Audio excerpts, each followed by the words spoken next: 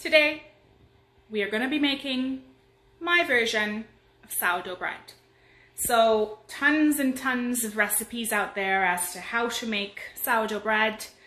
This is the way that I do it. This is the way that I find comfortable. And this is the way that I find works best for me. So it's the way that I do it, and you're going to see how it's going to turn out. So, like the video if you want. Subscribe if you want more. Simple as that.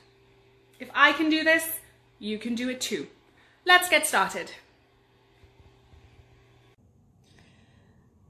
Okay, so I just want to show you a cross section of my bread. So I cut it, and look at all of those pockets in there that was caused by those bubbles. And look at something. So look how bouncy and soft the inside is, and the crust is still nice and crispy. So yeah, gonna be enjoying this with some butter.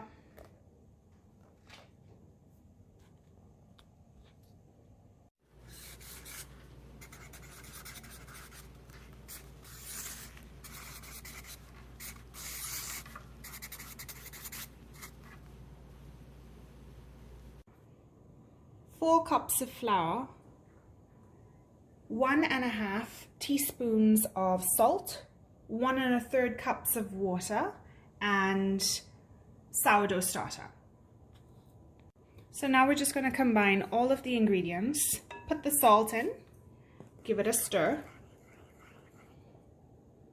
add the water, and then add your sourdough starter. And that's about a cup. So we're just gonna stir all of this together. No kneading at this point.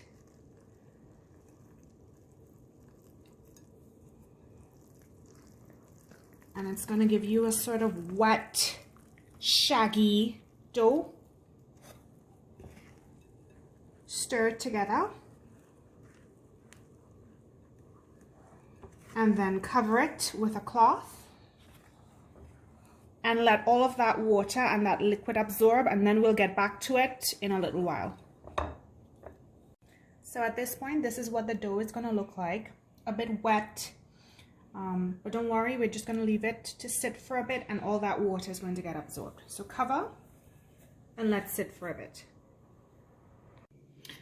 Okay, so the dough has been sitting now for about half an hour to 45 minutes. So what we're going to do is just a series of stretches. When I say stretches, you're just going to lift a piece of the dough up and fold it on itself. And we do it again. Lift and fold. Lift and fold. And as you're lifting, you're stretching the dough. Lift and fold. Lift and fold.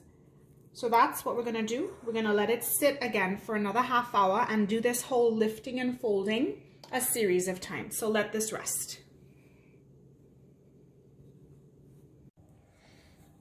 Okay, so this is going to be the fourth stretch and fold that I'm going to do. As you can see, the dough has changed its consistency completely.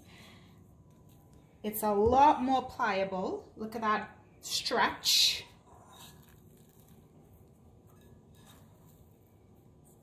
And it's absorbed most of the liquid.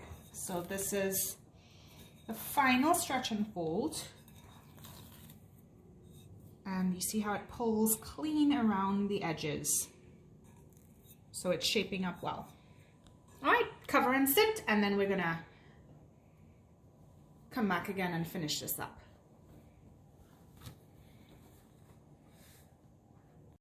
All right, so what we're gonna get ready to do is just a bit of light kneading. So I'm flouring my countertop ever so slightly, just a whisper of flour. And we are going to turn our dough out onto that. So you see it's very pliable, very stretchy, which is good. Now, just to make sure that it doesn't stick to my hands as much, just applying a gentle coating of olive oil on my hands, just to make the whole process easier. You don't have to go too crazy. So oiled hands. Now we're gonna just gently knead the dough. So with the heeled palms here, down, up, pull. Down, up, pull. Down, up, pull. And it's really moving along. I can actually see some air pockets developing in this dough already. So you know that that yeast is working. And we're just gonna do this just to work the dough a little bit. And it's already pretty much shaping itself nicely into a ball. So I don't really have to do too much to it. So just forming that up like this.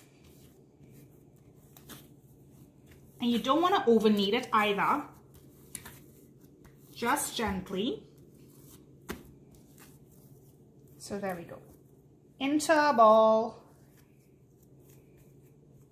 Back into the bowl. And we're going to prove this for a couple of hours.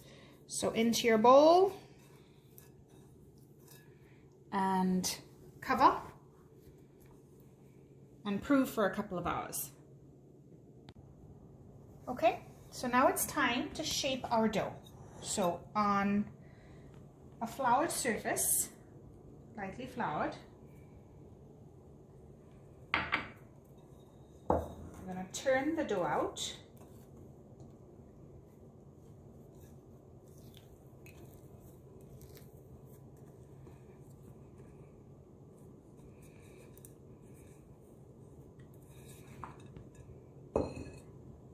A little bit more flour on top, not too much, just a bit. All right, so what we're going to start doing is we're just going to fold the dough up onto itself like that. And at this point we can see the dough is nice and silky. And we're going to just cup the dough and turn it, move it forward, cup the dough, turn it, move it forward. So this technique is cup and pull. So cupping the dough, pull it forward like this. What that is going to do is create tension at the top. So again, cup, pull it forward, creating that tension. Cup, pull it forward. A few more times. Pull it forward. And again, pull it forward. So we have our dough ready. And you see that the top of it has this little network of bubbles on it already. So it's time to put it in the banneton. So I have a banneton here, which is pretty much a bread proofing basket. Tea towel inside, lightly floured. If you don't have a banneton, you can simply use any type of dish that's able to support the dough as it rises. Tea towel in there, flour it.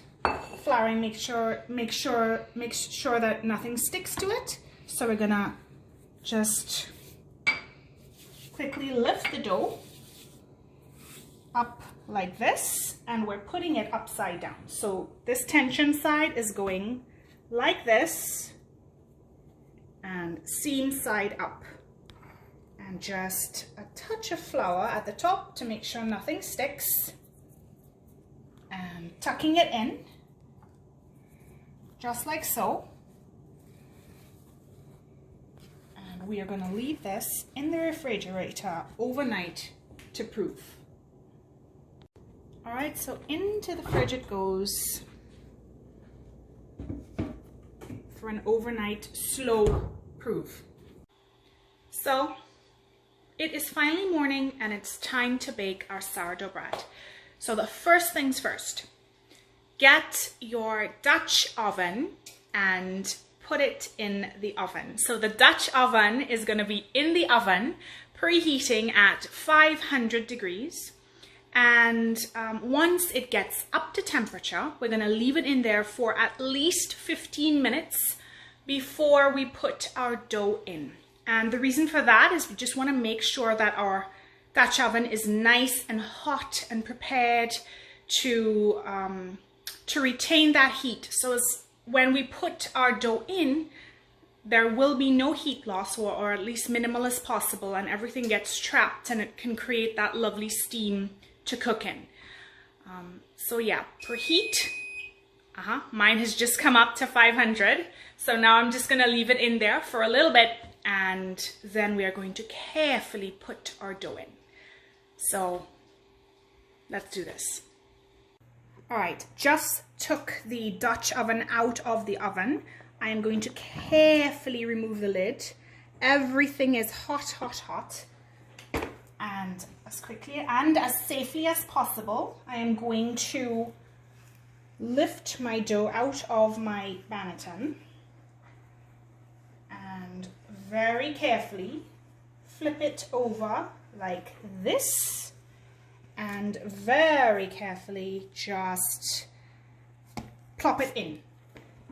What we want to do now is just score the top of the loaf, and that is to ensure that the steam has a way of getting released. Cover back on